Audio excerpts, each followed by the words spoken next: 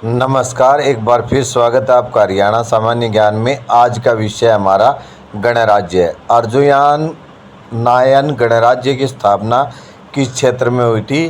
तो इसकी स्थापना हुई थी हरियाणा और राजस्थान के बीचवर्ती क्षेत्र में। अर्जुन नायन गणराज्य का प्रमुख कार्य कौन सा था? तो सिक्कों का निर्गमन करना, और ये हमें हेलियोडोरस स्तंभ से इसके प्रमाण मिले हैं। हमारा कुनिंद गणराज्य का विस्तार मुख्यतः किस क्षेत्र में था? तो इसका विस्तार था हिमालय की तराई में, उत्तराखंड में और हरियाणा के कुछ हिस्सों में इसका विस्तार था।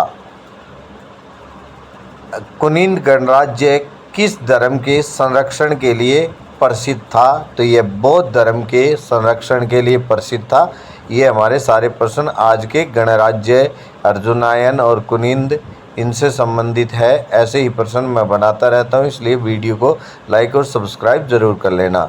अग्र गणराज्य का उल्लेख सबसे पहले किस ग्रंथ में मिलता है? तो अग्र गणराज्य का सबसे पहला उल्लेख हमें महाभारत से प्राप्त होता है।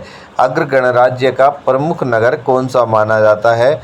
तो यह अग्रवा माना जाता है, जो वर्तमान हिसार जिला के अंतर्गत आता है। और यहीं से कहते हैं कि राजा अग्रसेन की सारी संतानें जो हमारे बनिया जाति के लोग हैं वो हैं। उन अर्जुनायन गणराज्य का मुख्य व्यवसाय क्या था? तो उनका मुख्य व्यवसाय व्यापार एवं कृषि था, जिसके द्वारा इन्होंने इस क्षेत्र पर शासन किया था। कुनिंद गणराज्य ने अपने सिक्कों पर किस देवता की आकृति अंकित की थी?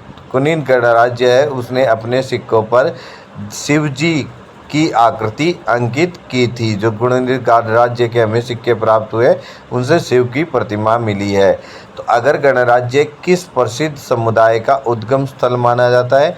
तो अग्रवाल समुदाय का माना जाता है, जिसे हम बनिया भी कहते हैं। कि अगर महाराजा अग्रसेन के पुत्र थे जिंदल बिंदल, ये सब। प्राचीन काल के इन गणराज्यों की राजनीतिक संरचना किस प्रकार की थी?